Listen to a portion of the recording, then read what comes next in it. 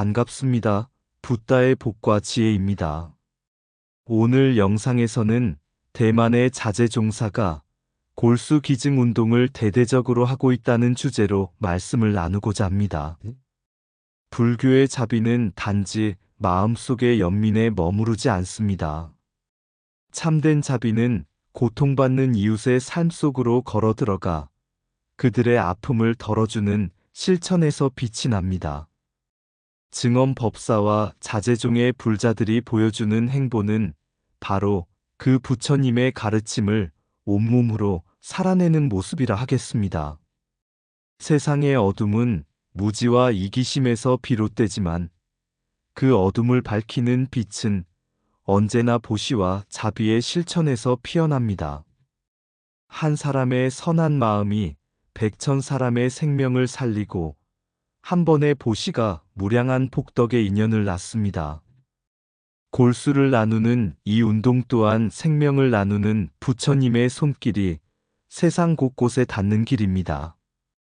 오늘 이 시간을 통해 우리 모두가 자재종의 정신에서 부처님의 참뜻을 다시 새기고 자비의 실천이 곧 깨달음의 길임을 함께 느껴보시기 바랍니다. 자, 그럼 대만의 자재종사가 골수 기증 운동을 대대적으로 하고 있다. 그 여정을 함께 해볼까요? 어느 날 한 젊은 비구가 부처님께 와서 이렇게 여쭈었습니다. 세존이시여, 저는 병든 사람을 도와주고 싶지만 가진 것이 없습니다. 제 몸 하나뿐인데 무엇으로 남을 구할 수 있겠습니까? 부처님께서 미소 지으시며 말씀하셨습니다. 몸도 보시할 수 있다. 눈을 주고 피를 주고 생명을 나누는 것도 모두 보시의 한 모습이니라. 그러나 그것이 단지 살과 피의 나눔이라면 오래가지 못한다. 마음을 함께 나누어라. 그대의 마음이 자비로 가득하면 그것이 이미 온 세상의 생명을 살리는 일이다. 그 말을 들은 비구는 깊은 깨달음을 얻고 병자들을 찾아다니며 약을 다리고 옷을 덮어주었습니다. 그는 자신이 가진 작은 힘으로도 세상을 덮일 수 있음을 깨달았던 것입니다. 세월이 흘러 현대에 이르러 대만의 증엄법사와 자재종의 불자들은 부처님께서 말씀하신 그 몸과 마음의 보시를 현실에서 실천하고 있습니다. 그들은 골수를 나누며 생명을 잇고 병든 자를 돌보며 자비의 씨앗을 뿌립니다. 부처님께서 가르치신 자비는 단지 말이나 기도의 차원이 아니라 고통을 줄이는 행동의 자리에서 완성되는 것입니다. 이처럼 자재종의 골수 기증 운동은 바로 그 부처님의 참뜻을 세상 속에 되살리는 일이라 할 수 있습니다. 옛날 부처님께서 사위성 기원정사에 계실 때 한 젊은 비구가 있었습니다. 그는 수행에 열심이었으나 늘 마음속에 의문이 있었습니다. 부처님, 저는 날마다 참선하고 염불을 하지만 세상은 여전히 고통으로 가득합니다. 수행이란 도대체 무엇입니까? 제 마음이 깨끗해지면 세상의 고통도 사라집니까? 부처님께서는 조용히 대답하셨습니다. 네가 마음을 깨끗이 하는 것은 바다에 물을 한 바가지 떠서 맑히는 것과 같다. 하지만 자비는 바다 전체를 맑히는 바람과 같다. 수행은 내 안의 평화를 닦는 일이고 자비는 그 평화를 세상에 나누는 일이다. 두 가지는 떨어질 수 없느니라. 그 말을 들은 비구는 수행의 방향을 바꾸었습니다. 그는 병든 자를 돌보고 가난한 이웃을 찾아 음식을 나누며 자신이 가진 힘으로 세상을 조금씩 따뜻하게 만들었습니다. 그리고 깨달았습니다. 고통을 덜어주는 것이 곧 부처님의 수행이다. 그로부터 수천 년이 흐른 뒤 대만의 증엄법사 또한 같은 깨달음으로 길을 나섰습니다. 전란의 상처와 가난 속에서 그는 화련의 작은 땅에 자재정사를 세웠습니다.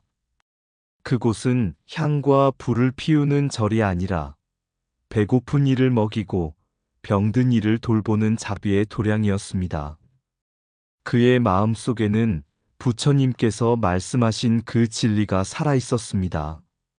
수행은 고요히 앉아 있는 것이 아니라 세상 속으로 걸어 들어가 이웃의 고통을 덜어주는 일이다. 그리하여 증엄법사의 한 걸음은 개인의 수행을 넘어서 세상의 아픔을 어루만지는 자비의 수행이 되었고, 그것이 바로 자재종의 첫 뿌리가 되었습니다. 자비는 그저 마음의 감정이 아니라 세상의 고통을 덜어주는 실천이라는 부처님의 가르침이 그 땅에서 다시 피어난 것이었습니다.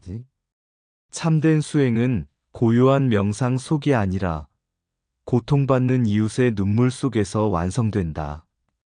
마음의 평화는 나누어 줄 때 더욱 깊어진다.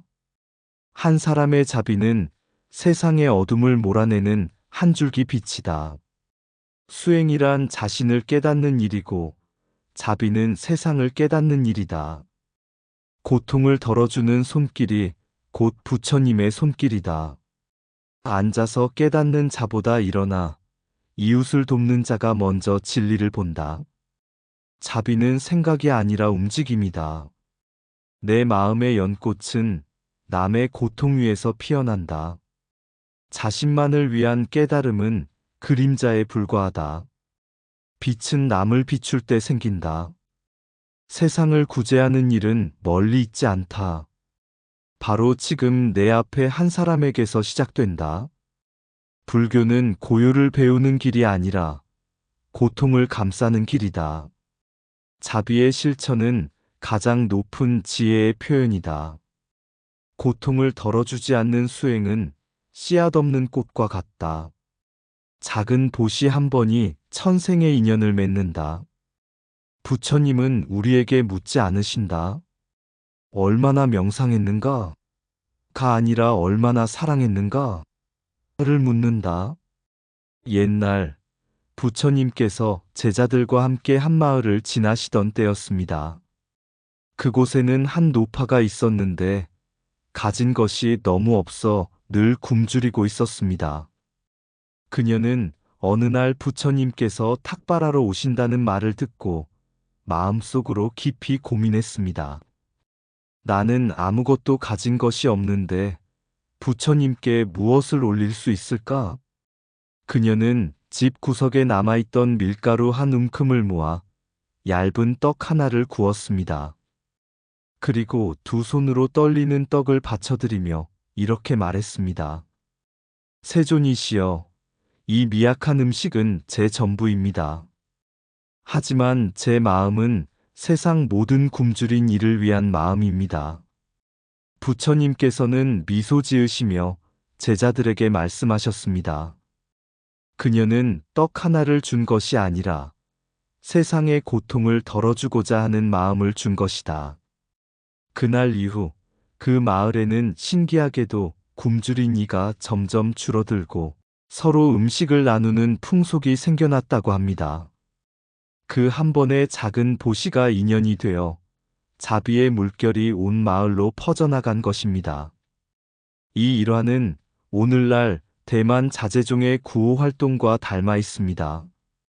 증엄법사와 자재위원들은 한 사람의 자비가 세상을 바꾼다는 부처님의 이 말씀을 실천하고 있습니다. 세계 33개국 150여 개의 자재센터에서 25,000명의 위원들이 의료와 교육, 재난구호로 세상을 잇고 그들이 매월 모은 보시금은 타이베이의 복지 예산을 넘어섭니다. 그러나 진정한 힘은 돈의 크기에서 나오지 않습니다. 그것은 한 사람 한 사람의 마음에서 피어나는 자비의 떡 한 조각에서 비롯된 것입니다. 부처님께서 말씀하셨습니다. 보시는 손끝에서 이루어지지 않는다. 보시는 마음속에서 이미 이루어진다. 자재종의 불자들이 매달 나누는 그 마음이 바로 부처님의 참뜻인 보시바라밀의 현대적 실천이라 할 수 있습니다. 보시는 가진 것을 내놓는 일이 아니라 마음을 나누는 일이다. 한 번의 보시가 천생의 인연을 맺고 한 마음의 자비가 세상을 잇는다. 적게 주어도 자비로 주면 한없이 많고 많이 주어도 탐심으로 주면 한없이 적다. 재물을 나누면 복이 생기고 마음을 나누면 세상이 밝아진다. 보시의 진정한 가치는 금액이 아니라 그 마음의 깊이에 있다. 나눔은 부유한 이의 특권이 아니라 깨어있는 이의 선택이다. 한 사람의 자비는 천 사람의 어둠을 밝힌다. 보시는 물질을 덜어내는 일이 아니라 탐욕을 덜어내는 수행이다. 세상은 가진 자가 바꾸는 것이 아니라 나누는 자가 바꾼다. 내 마음속의 한 줌 선의가 세상 모든 생명을 살릴 수 있다. 부처님께 드리는 최고의 공양은 이웃의 고통을 덜어주는 일이다. 보시는 주는 손이 아니라 함께하는 마음에서 시작된다. 자비로 행한 작은 보시가 무량한 공덕의 씨앗이 된다. 가진 것을 주면 손이 가벼워지고 마음을 주면 세상이 가벼워진다. 진정한 부자는 많이 가진 사람이 아니라 기꺼이 나누는 사람이다. 부처님 당시 사위성에 한 젊은 장자가 있었습니다. 그는 부모가 물려준 재산을 아끼지 않고 보시를 하며 살았지만 어느 날 친구로부터 이런 말을 들었습니다. 너는 남에게만 주고 있으니 결국 가진 것을 다 잃게 될 거야. 그 말이 마음에 걸린 장자는 부처님께 찾아가 여쭈었습니다. 세존이시여, 보시란 결국 자신을 비우는 일인데 그것이 어찌 지혜로운 일입니까? 부처님은 미소 지으며 말씀하셨습니다. 그대는 등불 하나로 어둠을 밝히면 등불의 불빛이 줄어든다고 생각하느냐? 아닙니다. 오히려 더 많은 빛이 퍼집니다. 그렇다. 생명을 나눈다는 것은 자신을 잃는 일이 아니라 세상을 밝히는 일이다. 골수 한 방울, 물 한 컵, 나무 한 그루도 모두 중생의 생명을 이어주는 등불이 된다. 그 장자는 부처님의 가르침에 따라 자신의 골수를 병든 아이에게 기증하였습니다. 그는 병상에 누워있는 동안에도 부처님 말씀을 되새겼습니다. 내 몸은 잠시의 것이나 자비는 영원의 빛이 된다. 이후 그는 회복하여 마을로 돌아왔고 그를 본 사람들은 생명을 나누는 자비의 뜻을 배웠습니다. 그리하여 사람들은 서로에게 생명을 내어주며 숲을 가꾸고 강을 깨끗이 하며 새와 짐승에게 물을 나누어 주었습니다. 부처님께서는 제자들에게 말씀하셨습니다. 이 세상의 모든 생명은 서로의 순결을 나누며 산다. 생명을 살리는 일은 곧 불법을 살리는 일이다. 나무를 심는 이도, 골수를 나누는 이도 모두 큰 보살의 길을 걷는 자니라. 이처럼 생명을 나누는 자비는 단순한 시혜가 아니라 모든 존재가 서로의 고통을 자신의 고통으로 여기며 살아가는 불교의 근본 정신을 드러낸다. 그 마음이야말로 부처님께서 설하신 진리의 씨앗이며 오늘날 지구의 생명들을 살리는 가장 위대한 수행이라 할 수 있다. 생명을 나누는 이는 자신의 생명을 2배로 사는 자이다. 자비는 피를 나누는 일이 아니라 마음을 나누는 일이다. 등불 하나가 1000개의 등불을 밝히듯 자비 한 번이 세상을 밝힌다. 내가 준 것이 사라지는 것이 아니라 생명으로 피어난다. 보시는 재물이 아니라 순결을 나누는 일이다. 나의 고통을 중생의 고통으로, 중생의 기쁨을 나의 기쁨으로 삼으라. 자비는 말이 아니라 행동에서 피어난 연꽃이다. 생명을 살리는 손은 곧 부처의 손이다. 자연을 지키는 일은 부처의 법신을 보호하는 일이다. 한 방울의 물도, 한 줌의 흙도 깨달음의 도반이다. 생명을 살리는 보시는 천만 공양보다 깊은 공덕을 낳는다. 진정한 기분은 주는 손이 아니라 비우는 마음에서 온다. 나무를 심는 이는 미래의 중생에게 법을 설하는 자이다. 자비의 길에는 대가가 없고 그 길의 끝에는 광명이 있다. 내가 중생을 살릴 때 부처는 내 마음 속에서 깨어난다. 한때 부처님께서 제자들에게 이렇게 물으셨다. 만일 너희가 가진 것이 단 한 그릇의 물뿐이라면 그 물을 누구에게 주겠느냐? 제자들은 각기 대답하였다.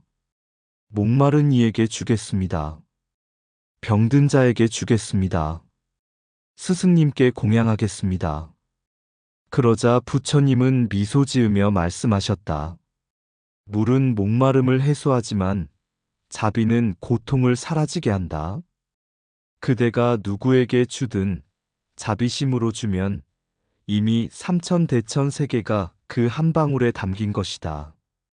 오늘날 증엄법사와 자제종의 보살행은 바로 그 한 방울의 물과 같다.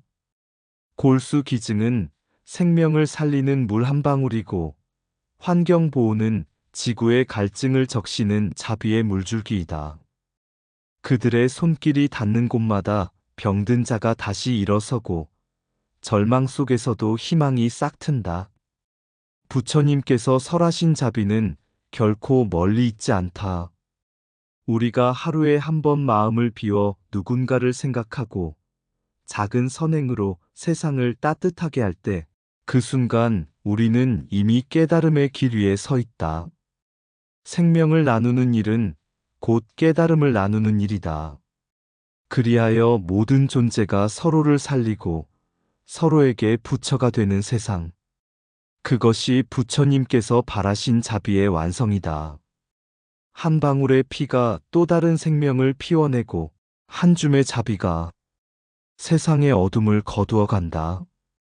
보시란 가진 것을 덜어내는 일이 아니라 두려움을 비우는 일, 내 안의 작디 작은 나를 모든 생명 속의 우리로 바꾸는 일이다.